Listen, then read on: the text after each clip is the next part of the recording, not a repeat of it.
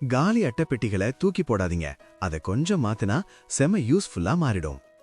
ஒரு ஷூ பாக்ஸை 4ஆ வெட்டி அதே சைஸ்ல இருக்கிற இன்னொரு பாக்ஸ் உள்ள வைங்க. இப்போ சூப்பரான ஆர்கனைசர் ரெடி. உள்ள இருக்கிற தடுப்பை நகர்த்தி 2, 3, 4 அறைகளா மாத்திக்கலாம். காலி பால் அட்டைப்பெட்டிகளை மில்க் காட்டனை இப்படி சாய்வா வெட்டி ஒன்னா ஒட்டுங்க.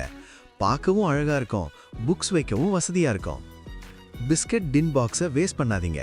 மூடியில ஒரு ஸ்பாஞ்சை ஒட்டிட்டா ஊசி குத்தி வைக்கலாம்.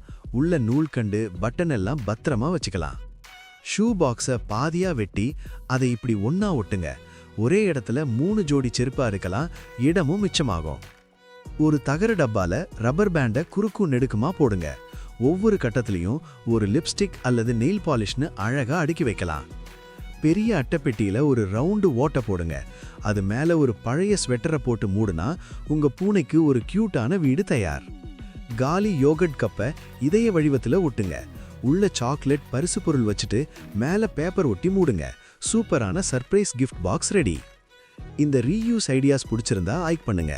இதுல எது பெஸ்ட்னு காமெண்ட் பண்ணுங்க. மறக்காம சப்ஸ்கிரைப் பண்ணிடுங்க.